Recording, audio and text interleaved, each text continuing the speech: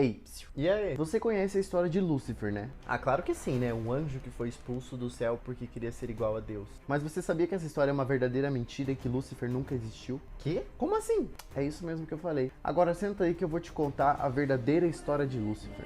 Segundo as escrituras sagradas, Lúcifer era um anjo criado por Deus, porém ele foi expulso do céu porque ele queria ser igual a Deus. E devido a isso aconteceu uma grande batalha entre os seguidores de Lúcifer e os seguidores de Deus. E os derrotados foram enviados para a terra junto com Lúcifer, e a partir daí foram considerados demônios e Lúcifer foi considerado o diabo. Ok, mas o que tem de errado nessa história? Tudo que eu falei agora é apenas uma invenção, uma interpretação errada. Mas calma aí que eu vou explicar detalhadamente. A primeira coisa que você precisa saber é que Lúcifer nunca foi um anjo. As pessoas tiram essa ideia de um trecho da Bíblia que foi totalmente distorcido. E onde que estão as provas disso que você tá falando? No livro de Ezequiel, capítulo 28, versículo 13 em diante. Lá diz assim, pausem para ler. Tu eras o querubim, perfeito eras nos teus caminhos, desde o dia em que foste criado. Por pecaste te lancei, profanato do monte de Deus, e te fiz perecer, ó querubim cobridor. E o capítulo segue em diante. A questão é que esse trecho foi entendido que se tratava da história de Lúcifer, mas não é dele que esses versículos estão falando. Mas antes eu vou abrir o resto, ir na opção de playlist e colocar em uma das minhas favoritas, que é a Rap Nerd. Nossa, mas ali pra mim tá tão explícito que estão falando de Lúcifer. Se não estão falando dele, estão falando de quem? Por incrível que pareça, a verdade está em um versículo anterior. Pois em Ezequiel, capítulo 28, versículo 11, diz assim, pausem para ler. Filho do homem, levanta uma lamentação sobre o rei de Tiro. Os versículos em seguida que as pessoas interpretam como se fossem direcionados a Lúcifer, na verdade trata-se de um profeta referindo-se ao rei de Tiro. Ele passou um sermão para o rei através de elogios e metáforas. Nossa, mas então quem é Lúcifer? Olha, isso pode ser meio chocante, mas Lúcifer não é o diabo. Isso foi um erro de tradução seguindo de um erro de interpretação.